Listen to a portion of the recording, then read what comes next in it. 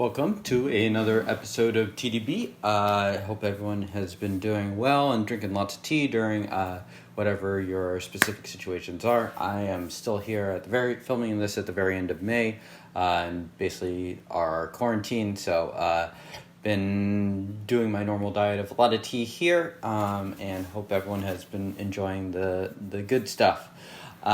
So today it is a non-drinking episode, and I'm going to answer a sort of question that Atlas asked me, one of my tea friends, and the question is basically, what is good storage for Oolong? And I think that's a good sort of general question to frame it, and a good opportunity to just springboard a lot of different thoughts and concepts about aged Oolong and what we know.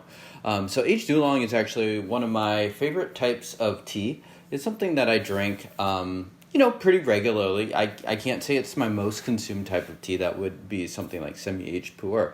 But it is something that I have drank fairly consistently for probably 6 years or so now, which is the majority of my sort of more serious tea drinking phase. So it's definitely one of my favorites, and it's not a tea that we bring onto the show all that often. And that's partly because just a lot of the teas that I do drink that are aged Oolong are not available. So those episodes would be of I'm sure some of the things could be a little bit interesting about the tea, but we're mainly describing something that's not as readily available in the West, and certainly the ones that I've been drinking, and I haven't, like the teas I was drinking 4 years ago are mainly still the same teas that I'm drinking now. So it's a tea where just a lot of what I am drinking is not easy to find on the internet. Okay, so aged Oolong. So what is good storage here? So usually when aged Oolong, in my experience at least, we're talking, the age range usually starts around 20 years or so 20 to 30 years, I'd say. There's a little bit less subjectivity about what storage. Of course, there's some of this, as anything that involves just sort of opinion and taste. But there's less subjectivity around storage than there would be for something like pu'erh. That is to say that most people, there's not like a Kunming storage versus Guangzhou storage equivalent. And part of that is just because aged Oolong is a smaller genre of tea and less consumed both in the West and, as far as I could tell, in East Asia than pu'erh is as like a whole tea category. So you don't have like an equivalent of Kunming storage for aged Oolong. In fact, I don't think I've ever had an aged Oolong that's of significant enough age, like 15 to 20 years, from Kunming. I'm sure that does exist somewhere, but I haven't had it. Most of what I've had has been very Taiwan-centric, and that's been a lot of my experience with aged Oolongs. But I have had a fair amount that have come from, or I've had some that have come from the mainland as well.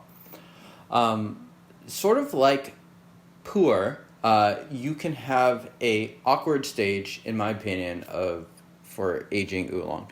That's to say that the trajectory of pu'erh is often not like the tea just gets a little bit better each year.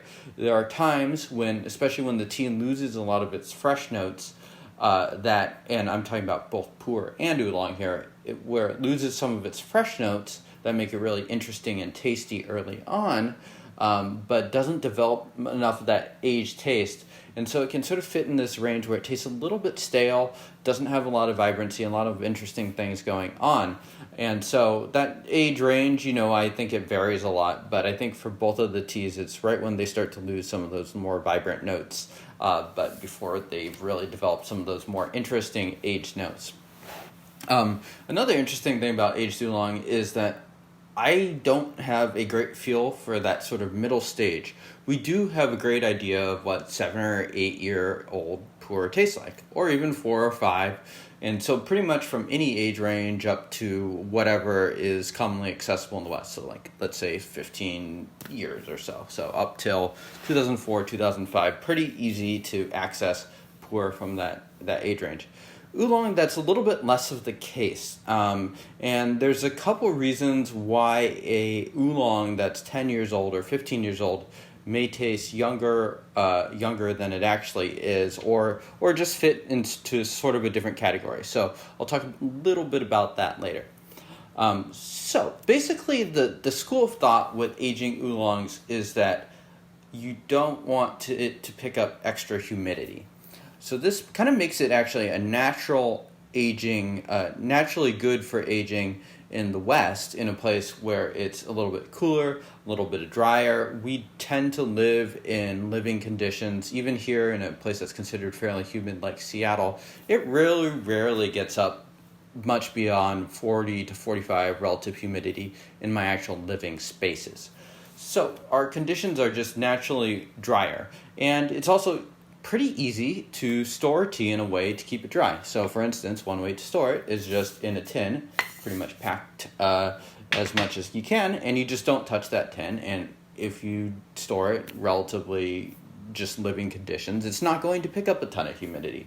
Or in a bag. A lot of teas that I've seen that have been stored well in Taiwan have simply been stored in these really, really large, basically Ziploc bags, and then put into big canisters. And this is in Taiwan, a place that is much more humid, and it's at the ground level. So in many ways, we have a lot of natural advantages here in the West for actually storing it. So what happens if you store it too humidly? So this would be an example of bad storage. So what will happen is the tea will tend to pick up more tart at first, and then sour notes. And these are usually considered to be a negative thing, especially when overdone. Some people will be more okay with a little bit of tartness in their tea. I can forgive a little bit, but once it gets to the part where it's really hard to brew around sourness overall, that's when it starts to be a little bit more problematic. So in the sense that pu'erh can get really like musty and stuff like that when we store it too humid. Oolong, the humidity levels are of course very different, but it will get sour. So look out for that. In my opinion, it's pretty easy to identify. And the other sort of negative that I would say for aged oolongs, and some people may dispute this one actually, is if it ends up being too roasty. And you don't need to re-roast aged oolong if it is stored well without too much humidity. What will happen, and why people do re-roast it, is because it picks up humidity over time and it will start to taste sour. So a way to sort of solve that problem is to basically apply some sort of heat to the tea, some sort of light roasting ideally, to drive that humidity out. But if it's overdone especially, or even if it's lightly done, it can really result in a different product that, in my opinion, more closely resembles a roasted oolong rather than an aged oolong that doesn't have too much of the roasty taste. So in comparison, what a good storage will taste like is it will be in this 20 or 30 year age range, it'll be very plummy. It will be very sweet. Eventually, those plummy notes will age out into sort of different tasting notes, a little bit more herbal in a ways. Another profile that can develop is a little bit more of that Chinese medicine minerally herbalness. And those are kind of the two basic profiles I've seen. There's, of course, some overlap between those two, but that tends to be what I consider to be a good profile. So if you're tasting too many sort of roasted oolong notes in your aged oolong, either the oolong isn't as old as it seems, or it's probably been re-roasted. So for me, I tend to prefer tea that has not been re-roasted and has been stored well, that is really, I think, the way that you want to end up with those really sweet, very plummy notes in that range. So, and again, I think storage for these, we don't need to complicate things too much, especially in oolongs. Part of the problem with pu'erh is that our natural conditions here in the West aren't necessarily very close to how pu'erh is stored in the East, and so we have to come up with a lot of different ways to basically solve that issue. with oolong, it's a lot more obvious. I think we just need to store the tea consistently in a way that it's not going to pick up any excess humidity. So something like a tin or a bag within a bag, I think all are perfectly suitable for that. So hopefully this does help to answer what is good storage as well as what is bad storage for an oolong. I don't think it's necessarily a bad thing to try some light baking to drive out some of the humidity. I do set to drive out some of the humidity if you have an oolong that has been stored a little bit too humid. That can help to restore a little bit of some of the vibrancy to the tea. But you do need to be careful that you're not creating a product that's just very different.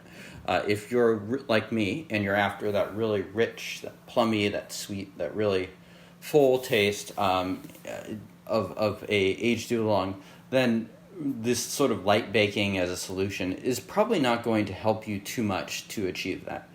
I definitely recommend people check this category of tea out if you can find it.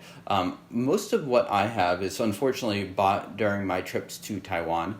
But I could say I've had some decent enough tasting teas that I do think fit the profile from a place like Floating Leaves. So if I were to recommend one vendor, it'd be something like Floating Leaves, and maybe Everlasting Tea's Baojong, aged Baojong, are worth checking out. So let me know how you enjoyed this. Hopefully you learned something from it. Just some of my off-the-cuff thoughts on what is good storage for oolong. And I will see y'all soon.